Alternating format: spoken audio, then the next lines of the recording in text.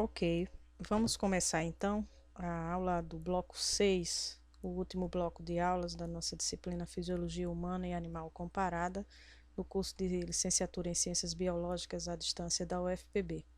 Nesse bloco, o tema é reprodução, e para isso nós vamos abordar a diferenciação sexual e a fisiologia da reprodução masculina e feminina. Para começar, é preciso compreender que a reprodução, ela depende, no caso, de se entender como os indivíduos de uma mesma espécie se diferenciam sexualmente. Existem, nós sabemos, na biologia, espécies que são assexuadas, mas uma boa parte das espécies se organizam através de uma estrutura de sexos, de diferenciação sexual.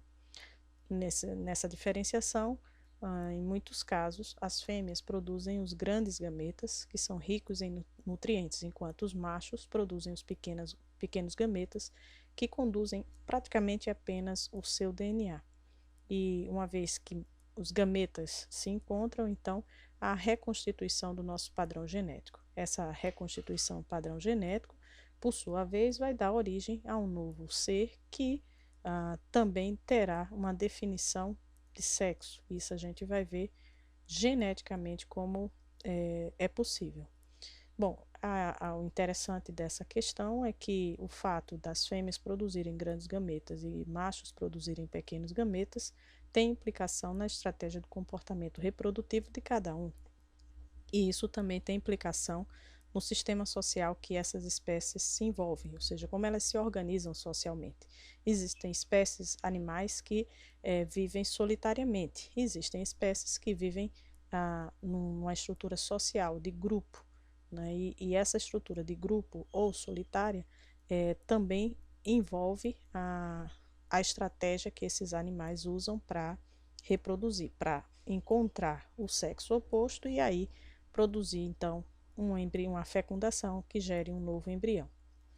A diferença genética, isso aí muitos de vocês certamente já conhecem, ela vem da ideia de que o padrão genético, o padrão do conjunto gênico de machos é XY, enquanto que o das fêmeas é XX. O Y, no caso, é o gene diferente, né, que vem nessa composição de um novo embrião. Na verdade, os óvulos sempre são XX. Os espermatozoides é que podem ser X ou Y. Né? E na hora que você tem uma fecundação de um espermatozoide Y com um óvulo X, você tem um embrião ou zigoto formado de XY. E se o espermatozoide for X, a combinação com o óvulo sempre vai dar o XX, ou seja, sempre vai dar uma fêmea.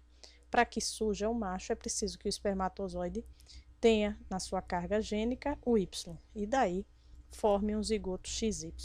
A importância disso é que o Y, o gene Y, ele traz na sua constituição a possibilidade de transcrição de uma estrutura, né, de ativação de um conjunto gênico que forma a estrutura do testículo. E essa estrutura, por sua vez, vai ser produtora de hormônios masculinos, e esses hormônios masculinos serão efetivamente os produtores dos caracteres secundários que caracterizam o sexo fenotípico, né, o que aparece, o fenótipo que aparece a partir dessa codificação genética de XY. Uma vez que nós temos a presença do gene Y, né, na composição genética, começa então o que nós compreendemos como diferenciação sexual, que se dá a partir da definição dos órgãos internos, quais sejam as gônadas, os aparatos acessórios e o funcionamento desses aparatos, ou seja, a fisiologia deles, que por sua vez também resultará numa estrutura externa que é visualizada através das genitálias masculina e feminina, e dos caracteres sexuais secundários. Por exemplo, desenvolvimento das mamas nas mulheres, localização dos pelos ao longo do corpo, a estrutura do próprio corpo, serão desenvolvidos a partir dessa primeira diferenciação dos órgãos internos. E isso se dá, gente, a partir justamente da presença do gene Y. que determina o início da diferenciação sexual e que se continua com a presença dos hormônios, basicamente, principalmente a testosterona. Por quê? Quando a gente encontra um feto, um embrião de 6 semanas, nós visualizamos nesse embrião uma estrutura de órgãos internos com uma gônada bipotencial, ou seja, ele tem uma estrutura que é bipotencial porque ela tanto pode se diferenciar numa fêmea como se diferenciar no macho. Existem duas estruturas básicas nessa gônada, que são chamadas de ducto de Miller, que é esse que está circundado por essa elipse, e o ducto de Wolff, ou Wolff, como queiram, né? Que é esse amarelinho, né? Você tem uma estrutura, o ducto de Miller, essa estrutura mais azulada, e o ducto de Wolff, essa estrutura que tem uma porção amarela e uma porção cinzenta, azulada, sei lá, lilás em torno dela. Essas são as duas estruturas chaves. Essas estruturas, elas vão ser afetadas diferencialmente com a presença ou não do gene Y. Ora, se o gene Y estiver presente, o que vai acontecer? Nós vamos observar nesse esquema, né, a partir no passo a passo deles, é que a gônada, ela aqui mostrada nessa figura, esse ramo amarelo ligado àquela porção inicial que já está se diferenciando no testículo. Isso se dá pela presença do gene Y, ele que está induzindo essa diferenciação. Isso porque o gene Y, ele codifica uma proteína chamada SRY, e essa proteína determina que a medula da gônada bipotencial se desenvolva formando o testículo. No segundo passo, o que nós vamos ver é que esse ducto que está se diferenciando é justamente o ducto de Wolff, né? Por outro lado, a gônada bipotencial, ela tem o ducto de Miller também. E o que é que acontece com ele? Uma vez que o testículo está sendo formado, ele começa a produzir um hormônio chamado antimilleriano. E esse hormônio, ele causa a degeneração dos ductos de Miller. Essa degeneração favorece, então, o amadurecimento e o desenvolvimento dos ductos de Wolff, no que nós conhecemos na genitália, no órgão interno, né, nos órgãos internos reprodutivos masculinos, como as estruturas do testículo, do epidídimo, do ducto deferente e todos os outros órgãos que nós vamos ver. Então, essa diferenciação, ela vai ser graças à formação inicial do testículo pela presença da proteína SRY. A formação do testículo faz com que as células comecem a liberar o hormônio antimilleriano, que vai degenerar o ducto de Miller e, por sua vez, produzir também testosterona. Essa testosterona converte o ducto de Wolff em vesícula seminal, o ducto deferente e o epidídimo passam a se constituir estruturalmente da forma como vamos encontrar no indivíduo ao nascimento. Sem a presença do gene Y, as gônadas vão se diferenciar dentro de um padrão feminino, ou seja, de um padrão de mulher. E os ductos de Wolff, esses é que vão degenerar. O ducto de Miller se desenvolve e o ducto de Wolff, esse vai se degenerar. Observando nessa figura que apresenta do lado direito aquela imagem que nós já vimos dos acontecimentos na diferenciação do homem, do lado esquerdo a diferenciação da mulher. Então, a ausência do gene Y, ele não favorece o desenvolvimento do córtex, né, dessa gônada indiferenciada que forma o ducto do Wolff, né? Por outro lado, a ausência de testosterona também permite que o ducto de Miller se desenvolva. Então, a gente vai ter nessa gônada, né, nessa estrutura, a diferenciação nos órgãos internos femininos, aí o útero, a tuba uterina, o ovário e a vagina, como a gente vai ver. Então, esse é o primeiro passo. Temos a diferenciação genética, seguimos a diferenciação dos órgãos internos no desenvolvimento do embrião. Então, aí o embrião já se desenvolveu e aí a gente já tem as estruturas formadas, tanto em órgãos internos, como nós vamos ver também nas genitálias, tá? O sistema reprodutor masculino é um sistema no adulto formado por órgãos internos e genitália, né? Quais são esses órgãos internos, né, que é preciso reconhecer?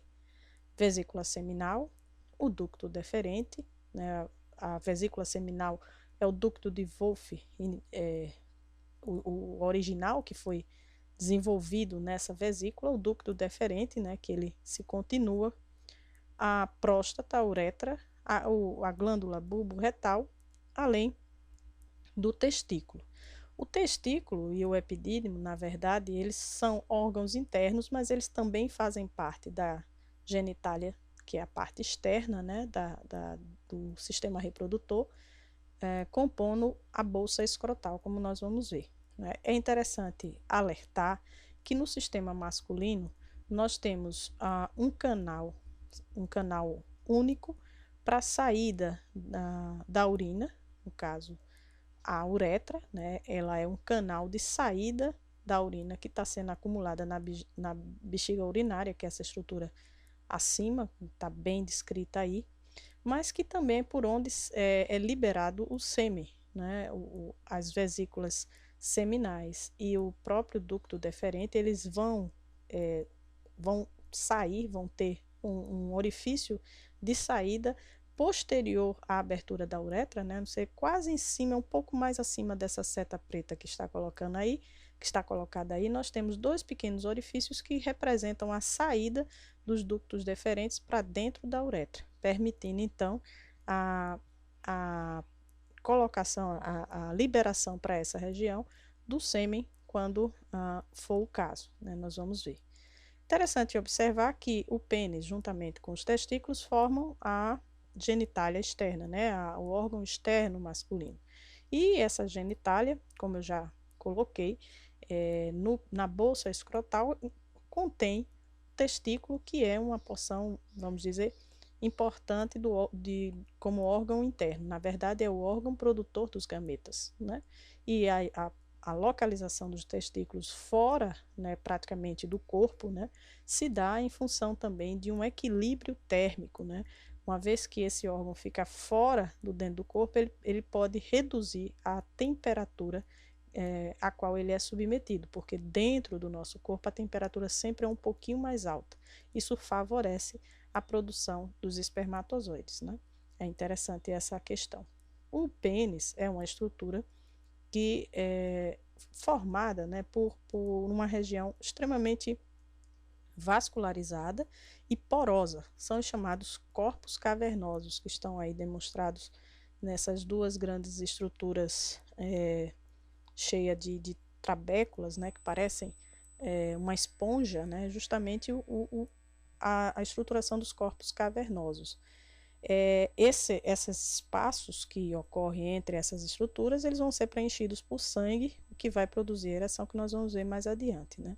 E dentro também dessa estrutura, nós temos o chamado corpo esponjoso, que é por onde passa a uretra, né? Essa estruturação do pênis, é importante que se diga, não é uma estrutura óssea, não há osso aí, certo? Não há músculo também. Então, a ereção peniana nem se dá por força de osso, né, uma presença de uma estrutura fixa ou rígida, muito menos por uma contração muscular, não é músculo. Na verdade, o que vai ocorrer para a ereção é a presença, o enchimento dessa região, que é totalmente porosa, por sangue. E é essa presença do sangue, que nós vamos ver adiante, que faz com que essa região, que é o pênis, né, essa estrutura, ela se torne rígida. Aí, só apontando, né, discriminando a presença da uretra, lembrando mais uma vez que é uma estrutura dupla, porque ela participa do sistema reprodutor e também do sistema urinário. Já o sistema reprodutor feminino, ele tem uma diferenciação mais clara em termos de órgãos internos e genitália, né? Nós vemos nessa visão, como se fosse uma visão lateral, a gente observa o ovário, a tuba uterina e o útero, como órgãos internos, além do canal vaginal, que está mais abaixo aí. É interessante notar que, nesse caso, a mulher ela apresenta duas estruturas. A estrutura do trato urinário ela é separada do trato genital. Então, a uretra da mulher ela não tem nenhuma comunicação com a vagina ou com o trato reprodutor. Então, nós temos aí nessa seta apontada a uretra, o canal uretral da mulher, né, ligado diretamente à bexiga urinária, que se diferencia, que é distante, separado, né, do canal vaginal. Nessa outra visão, a gente também pode ver as estruturas internas, né, do sistema reprodutor feminino, na qual é possível observar que o útero é uma estrutura, uma bolsa muscular muito forte, né, que é estruturada em duas camadas musculares muito características, a camada mais interna para dentro, né, que forma a luz desse órgão, que é o endométrio, e a camada mais externa, né, que forma a parede mesmo, que seria o miométrio. O útero ele tem uma região que é chamada o colo do útero, que é a que fica imediatamente relacionada com o canal vaginal ou a vagina, e o corpo do útero, que é essa porção mais ampla, né, desse órgão. O câncer de colo do útero é uma das coisas mais preocupantes no caso da mulher, né? Essa estrutura, essa região da ponta do útero ligada à vagina, ela tem sido alvo de proliferação celular descontrolada, e é por isso que é preciso que a mulher regularmente faça um controle ginecológico para observar como o tecido dessa região está se comportando e ter a possibilidade de uma atuação precoce no caso de se identificar alguma alteração histológica nessa região. Em relação à genitália externa, a mulher claramente mostra uma região que a gente chama do pudendo, onde se apresentam dois conjuntos de lábios, os lábios maiores, os grandes lábios e os lábios menores, que delimitam, então, essa região em torno da abertura vaginal. A abertura vaginal feminina, ela tem uma membrana, né, que feminina é redundante, né, eu peço desculpas, mas a abertura vaginal, ela apresenta uma membrana que, quando criança, né, na infância, é responsável por fechar que forma como uma proteção dessa região da abertura vaginal. Ao longo do desenvolvimento, na adolescência, né, essa membrana pode ser rompida facilmente com através de várias situações. Um exercício muito forte, algumas regiões, algumas situações em que pode ocorrer o rompimento dessa membrana. Essa é a membrana chamada de ímen. O ímen ele tem um aspecto que se envolve, né, que se enlaça com aspectos culturais, que mais adiante eu vou trazer de novo para a gente dialogar, mas que, em suma, corresponde somente a uma membrana que fecha essa abertura e que, no momento de uma penetração, né, na hora que há o coito, a cópula, a relação sexual, enfim, há o rompimento dessa membrana, né, e daí que isso tem toda uma relação cultural, né? O clítoris é uma estrutura que é conhecida também como uma região de prazer, uma zona erógena, né? Uma região acima, né, dessa estrutura do pudendo e está um pouco acima do ósteo da uretra. E aí, mais uma vez, a gente chamando a atenção que o sistema urinário é separado. Ósteo significa abertura, né? Então é a saída da uretra aí. Então, os dois sistemas não se comunicam. Enfim, as glândulas são produtoras dos gametas. E essas glândulas ou gônadas, elas também são produtoras de hormônios. São glândulas endócrinas. Essas glândulas endócrinas, que produzem os hormônios, também produzem os gametas, que na verdade é resultado da ativação desses hormônios sexuais. Temos aí do lado esquerdo a gônada masculina, que seria o testículo formado pelos conjuntos. Veja que nessa imagem fica muito clara os túbulos seminíferos, essas estruturas que estão dentro do próprio testículo, e o epidídimo, que é essa estrutura que está por fora do testículo, que seria essa região mais ovalada, né? O que essas estruturas representam são longos túbulos, né? Como se vocês pensarem, pequenos canos, né? Enrolados, enrodiscados, todos nessa região aí. Então, são milhares de espaços que nós vamos ver que cada caninho desse, né? A membrana, a parede que constitui esse tubo é recheada de células em desenvolvimento para formar os gametas. E esses túbulos que estão contorcidos, enroscados, né, acumulados nessa estrutura, eles vão, a partir do epidídimo, se diminuindo a quantidade de novelos e se individualizando até formar o ducto deferente. O ducto deferente é essa estrutura que vai ligar o testículo à própria estrutura interna do nosso corpo até chegar à uretra, como nós vamos ver mais adiante. Por outro lado, no lado direito, nós temos o ovário, né? O ovário, a gônada feminina, é uma estrutura recheada de outras estruturas que são os folículos. Esses folículos são os produtores dos óvulos no ovário e também produtores de hormônios, como nós vamos ver, tá? Pegando a ideia, né, de que as gônadas são glândulas endócrinas, temos que retornar e lembrar essa imagem que vocês espero que lembrem dela das nossas outras aulas, que fala do controle hormonal entre a principal glândula endócrina do nosso corpo, que seria a hipófise, sobre as gônadas. Aqui nós temos a delimitação, né, dos hormônios produzidos já no hipotálamo, são chamados de hormônios liberadores de gonadotrofinas, esses GnRH, que vão atuar sobre a adenohipófise, que está aí delimitada, para que esta libere e produza as chamadas gonadotrofinas, que são os hormônios FSH e LH. FSH é folículo estimulante, LH é hormônio luteinizante. Essas gonadotrofinas, o nome vem de gônada, né? Gonadotrofinas, né?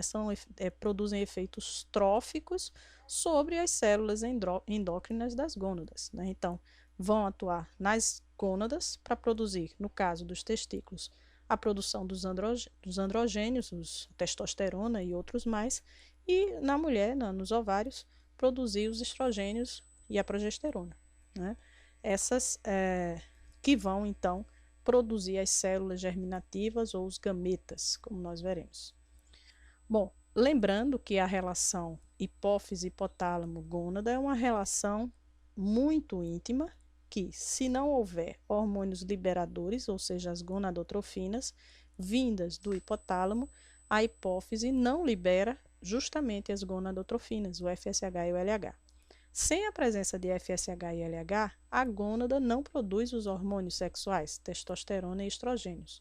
Sem testosterona e sem estrogênios, não temos nem a produção de espermatozoide, no caso da testosterona, nem de óvulos, no caso do estrogênio. Então, é preciso que esse eixo, que a gente chama eixo hipotálamo, hipófise gonadal, esteja íntegro e funcionando adequadamente para que isso tudo ocorra.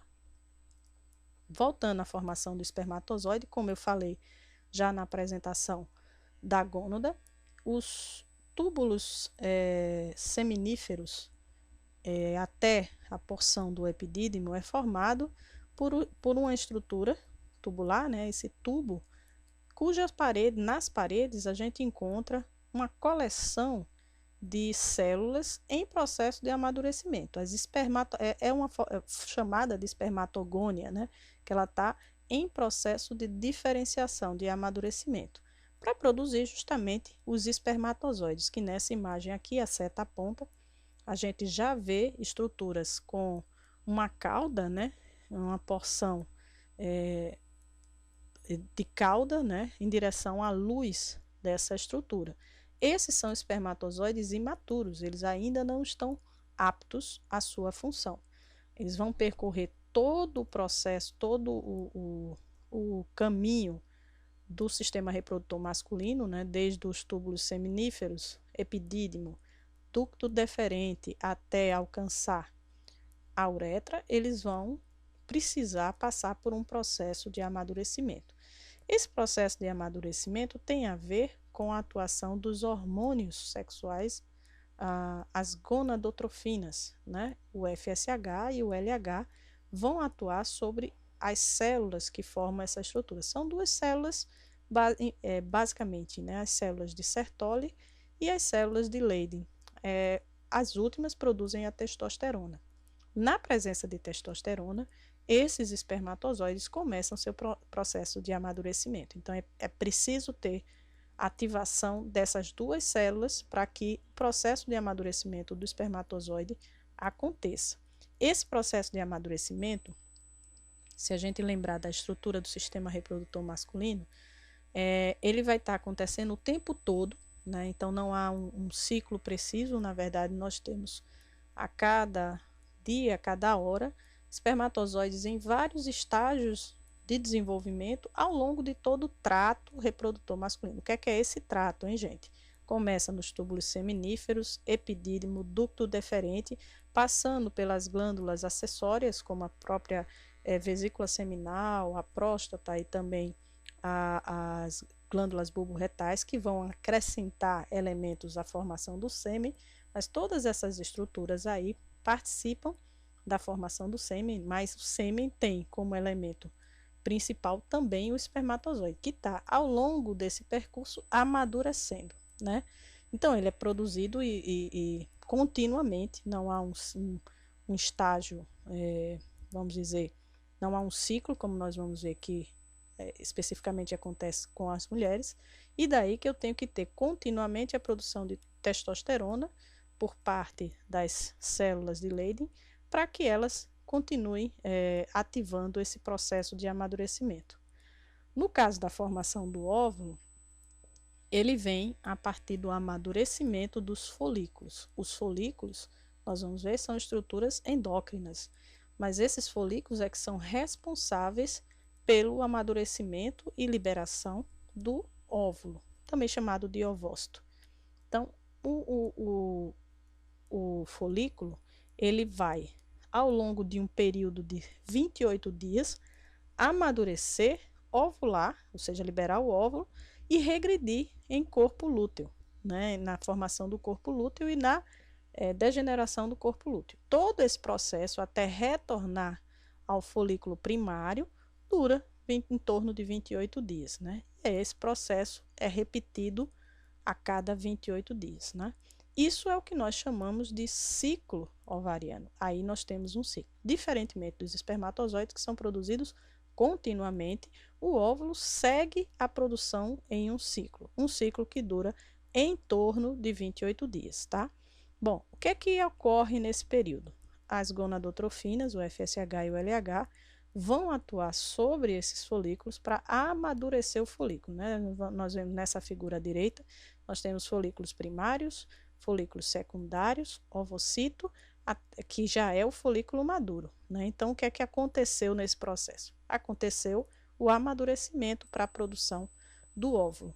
Na hora que esse óvulo é liberado, né, no folículo rompido, esse folículo que foi rompido passa agora a formar o chamado corpo lúteo. E o corpo lúteo vai regredir à medida que passa o ciclo.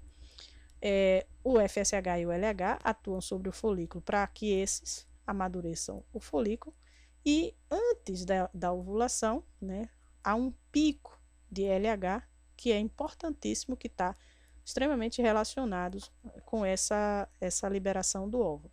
E ao longo do amadurecimento do folículo, esse próprio folículo vai liberando o estrogênio, e esse estrogênio vai também fazendo parte desse amadurecimento.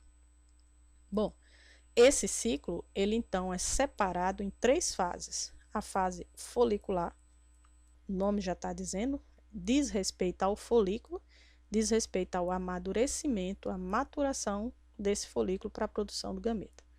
A ovulação, que é, na verdade, um dia, né? É o momento em que o óvulo é liberado. E a fase lútea, que é uma fase em que o folículo já ovulou, já liberou seu óvulo, e a estrutura que permaneceu dele forma o chamado corpo lúteo, que é uma estrutura endócrina, produtora de progesterona, como a gente vai ver, que vai preparar o útero para a gestação. Caso a gestação não aconteça, uma vez que o corpo lúteo ele se degenera, ele regride, esse útero que foi preparado, ele passa a descamar, é o processo de menstruação. Veja que aqui eu tenho no ciclo ovariano, uma vez da formação da fase lútea com o corpo lúteo, a produção de um hormônio que vai atuar sobre o útero. Então, esse ciclo ovariano, ele tem total relação com essa porção do corpo, do órgão interno da mulher, que é o útero, o que forma um outro ciclo, que nós vamos já já falar, que é o ciclo menstrual. Então, só para a gente fazer uma síntese desse pedaço, é importante lembrar: o folículo é uma estrutura que produz hormônio. Então, os hormônios que eles produzem são os estrogênios. Esses estrogênios são produzidos a partir da indução na presença do FSH e do LH, as gonadotrofinas liberadas pela adenohipófise. Quanto mais amadurecido está o folículo, mais ele produz estrogênios. A fase lútea, que ocorre após a ovulação, nessa fase, praticamente o FSH e o LH não estão sendo liberados. O nível desses dois hormônios no sangue é muito baixo. Contudo, o próprio ovário continua produzindo estrogênios, embora em menor quantidade. Mas nessa fase, o hormônio mais importante é a progesterona, que é produzida pelo corpo lúteo. Essa progesterona que vai estar atuando lá no útero. Então, todos esses hormônios vão ter um efeito sobre o útero, né? Sobre o útero, perdão. E o útero é nele que nós vamos identificar o que é bastante conhecido, visível, evidenciado por todas nós mulheres, e os homens também já conhecem e precisam ter também esse conhecimento. E seria importante qualquer homem ter esse conhecimento, mas muito mais um biólogo, né, precisa ter esse conhecimento sistematizado, que é o ciclo menstrual.